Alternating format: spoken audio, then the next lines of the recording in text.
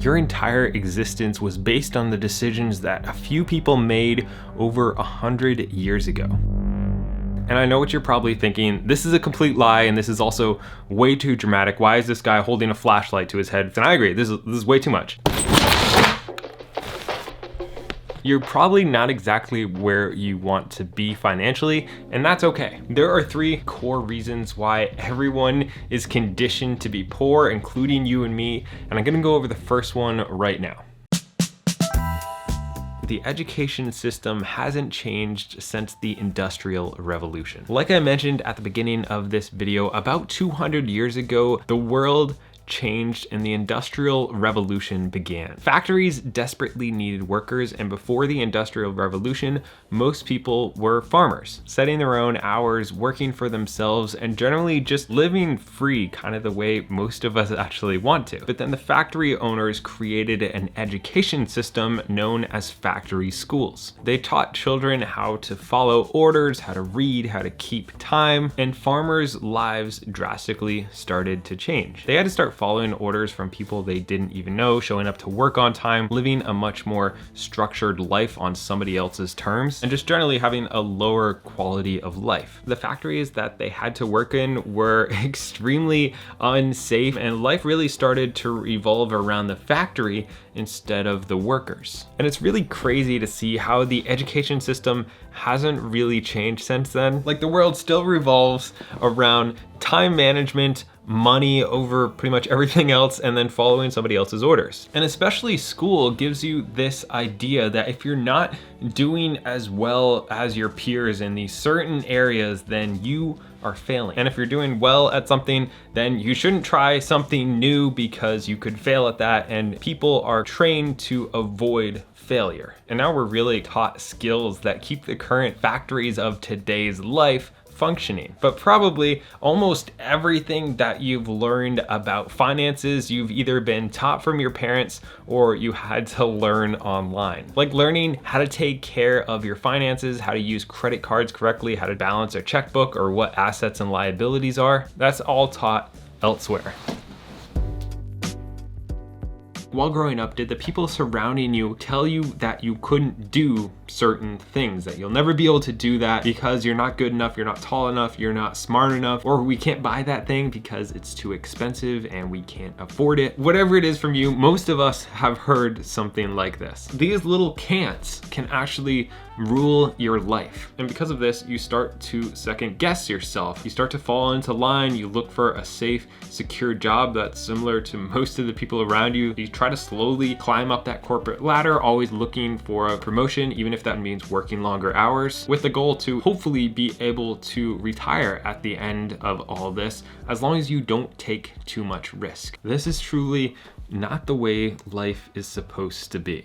At the same time, the way that you consume media and the lifestyle you live all are going to play a part. There is very strong evidence that if you grew up poor, then you're going to be poor and your kids are going to be poor and so on. I didn't grow up with money. I started working when I was 11, and up till recently, I've had 3 different jobs that I've been working and had to live a very extreme lifestyle just to save money. I've done a couple of videos on that. You can actually check out 20 ways I saved 100K by the time I was 25. But understandably, working like this can take a toll on you. In consuming media where the bad guy is this multimillionaire who drives around in nice cars, or where people are like drastically overspending, can't really help our mindset. And for most of us, at least, it gives us this idea that having wealth and money is only for people who have stolen their way to the top or are living these extreme lavish lifestyles that we can't even imagine or can never really be a part of. Now, before we get into the next point, I actually want to talk about a tool that I've been using to raise my financial IQ, and it's actually the sponsor of this video,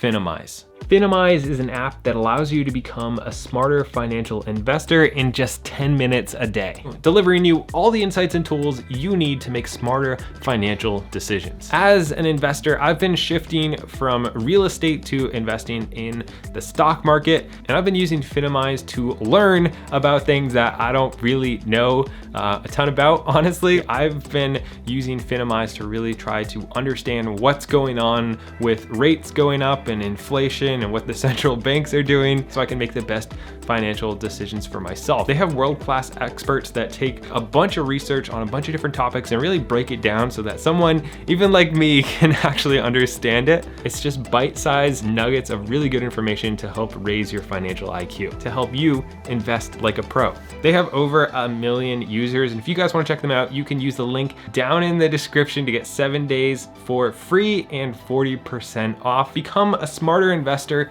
in just minutes, and thank you to Finamize for sponsoring this portion of this video. Have you ever heard the analogy, if you live with dogs, you're gonna get fleas? If you're hanging out with that crowd that are going out every weekend, they're drinking, they're partying, they're buying the newest expensive $700 pair of Gucci's, there's a pretty good chance that you're gonna be living beyond your means, and as a result, living paycheck to paycheck indefinitely. If you're just chasing these short dopamine highs, then you're generally not gonna have energy and time to create a lifestyle that you want. We have this thing where we're always looking for that way out of where we're at, that get rich quick thing, that business that we're gonna start, just waiting for the next opportunity. And it's really good to be open to new ideas and kind of have that mindset. But if we never take action and start learning about finances, nothing's really gonna happen. If you're anything like I was, you're probably scared to take those first steps, and maybe a lot of the people around you are very stuck in their ways, and it can be extremely scary to be that one person who's just going slightly off course than everybody else. But you don't have to really worry. This doesn't mean that you failed. You can take the first steps really at any age. So let's talk about 2 of the main things that you need to do in order to become financially free.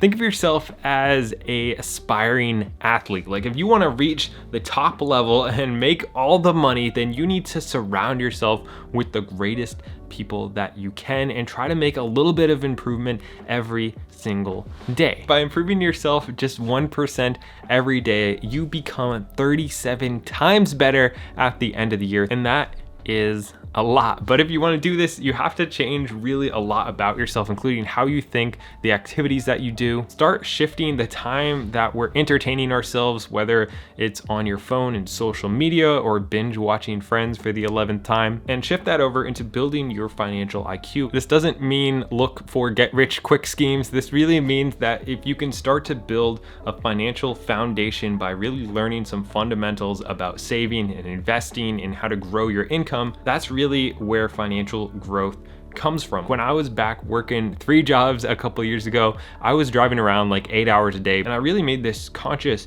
shift that instead of listening to music or podcasts or just random stuff that wasn't really adding anything to my life, I shifted into listening to financial books and psychology books and business books and listening to people on YouTube and podcasts and really starting to get obsessed about finances. I brainwashed myself into thinking differently than I did before, and that has completely changed my life. I kind of realized that I didn't want to be part of this system that was taking advantage of me and so many other people, and that working harder wasn't necessarily the answer. When you start to make real money, it's not because you've worked a lot harder or you have a business that makes passive income, something that doesn't really exist for the most part. It's because you finally realize that hard work doesn't equal more money. If that were true, the people who do construction and nurses and people who actually like work really hard would be rich, but it's not them who are rich.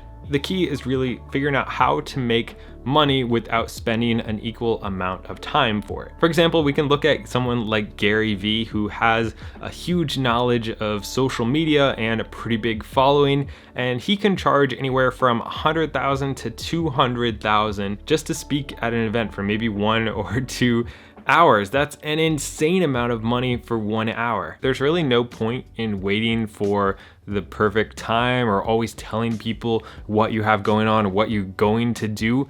You need to actually just do it. Whether it's investing your first $100 on an app like Webull, where you can get 12 free stocks if you sign up with the link down in the description, or maybe it's reaching out to a client, starting to actually take action on that business plan that you wrote down, creating a savings account so that you can finally get that first rental property. You really need to start putting your plans into action. Getting started is kind of the hardest part in really building momentum, but once you start, which is always the hardest part, all you need to do is just keep going. Your learning resources are going to grow as you meet more people who are like-minded. They're going to encourage you and they're going to help you progress. And it's really important to also realize that you are going to fail. You can either look at failure as a small bump in the road or a wall that stops you from living your dream life. And honestly, it can be embarrassing and awkward if you decide that you're going to start making YouTube videos and putting them out so that your 7 friends and family can see them, or you start some type of business and you sell like one thing your first month. But it's super important to realize that the only thing and person that you should be focusing on is yourself. It doesn't matter if you fail in front of a bunch of people. What matters is that you're taking action. And people might make fun of you or tell you that you're wasting your time, but what's important is being consistent for a long period of time and trying to better yourself. Most millionaires or even billionaires don't make most of their fortune until a little bit later in life, generally closer to their 40s or 50s. Now, finally, you can't compare yourself with other people, especially the people that you see that are like billionaires or the exact top of their field. Realizing that being financially free and having that as a goal and working towards it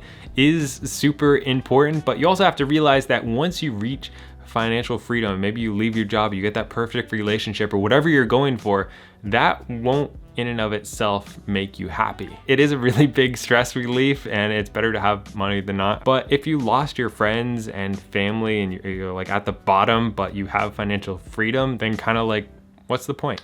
I really hope you learned something from this that can help change your life. If you want to see how to save $6,000 in 6 months, you can click this video right over here. As always, don't forget to subscribe. It really means a lot to me, and drop a like, and I'll see you guys next week.